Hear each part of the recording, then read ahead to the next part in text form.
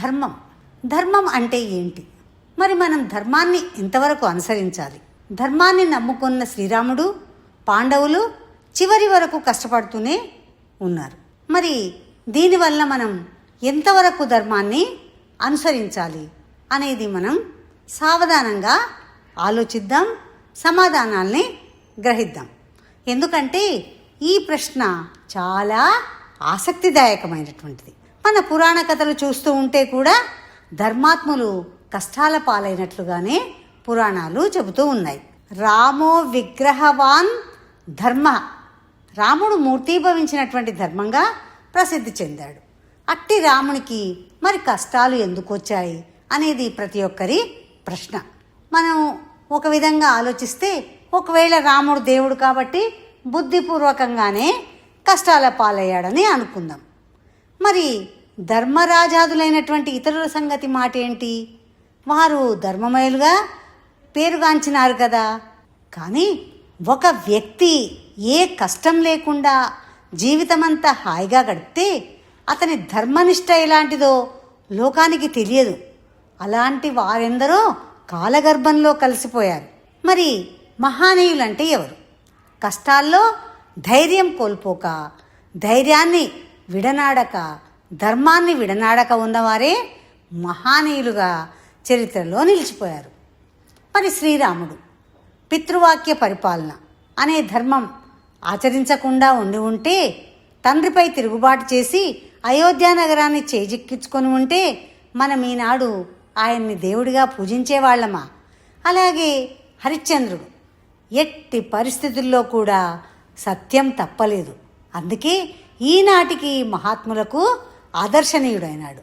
అలాగే ప్రహ్లాదుడు తండ్రిచే ఎన్నో కష్టాలు పడ్డప్పటికి కూడా భక్తాగ్రేసరుడుగా ప్రసిద్ధికెక్కాడు. అలాగే మహాసాధ్విమణులు సీత, సావిత్రి, దమయంతి మున్నగు వారి చరిత్రలు కూడా ఇలాంటివి. అందుచే ధర్మాత్ములకు బాధే సౌఖ్యమనే భావన ఉంటుంది. కానీ ఆపదలో ధైర్యం వీడని వాడే ధీరుడు. ఎందుకంటే ఒక ఉదాహరణగా భాగవతంలో శ్రీ మహావిష్ణువు బ్రహ్మతో ఇలా అంటాడు: ఎవ్వని కరుణింప నిశ్చించితివి వాని అఖిల విత్తంబు నేను అపహరింతును. అంటే ధర్మాత్ముడైనటువంటి భక్తుణ్ణి ధనహీనుణ్ణి చేసి భగవంతుడిగా నేను పరీక్షిస్తాను. ఆ పరీక్షలో నెగ్గడమే ధర్మరహస్యమని చెప్పాడట శ్రీ మహావిష్ణువు బ్రహ్మగారితో. మరి ఈ ధర్మాత్ములు తాత్కాలికంగా ఇహలోకంలో పరలోకంలో బాధపడ్డప్పటికి కూడా తర్వాత ప్రతిష్టనే ఆర్జిస్తారు. ఈ సత్యాన్ని మనకు పురాణ గాథలు బోధిస్తూనే ఉన్నాయి. కష్టపడడం కూడా ధర్మాచరణ మానవాళికి ఎప్పటికీ అనుసరణీయంగానే ఉంటుంది. అయితే ఈ ధర్మాచరణలో ఇంకొక రహస్యం కూడా ఉందండి. ధర్మాత్ముడైన వాడు ఎంత పుణ్యం చేసినా అతడు పూర్వకర్మ ఫలితంగా దుఃఖం పూర్తిగా అనుభవించే వరకు పుణ్యఫలమైన సుఖం కలగదు. పాపాత్ములు చేసిన పాపం వెంటనే దుష్ఫలం ఇవ్వకపోయినప్పటికీ కాలక్రమంలో అతని పుత్రులు, పౌత్రులు మున్నగు వారిలో ఈ ఫలితం కనిపించవచ్చు. భారతం శాంతి పర్వంలో కూడా ఈ సంగతి వివరించబడి ఉన్నది. ఈ వివరణను బట్టి ధర్మాత్ములు కొంతకాలం కష్టపడడం, అధర్మపరులు సుఖపడడం సంభవిస్తాయని మనకి పురాణ గాథలు చెబుతూ ఉన్నాయి.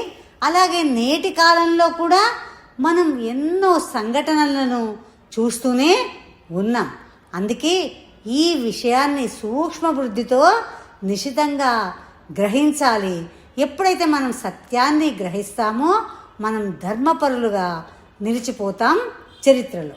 నమస్కారం, మీ వనజ బలుసాని.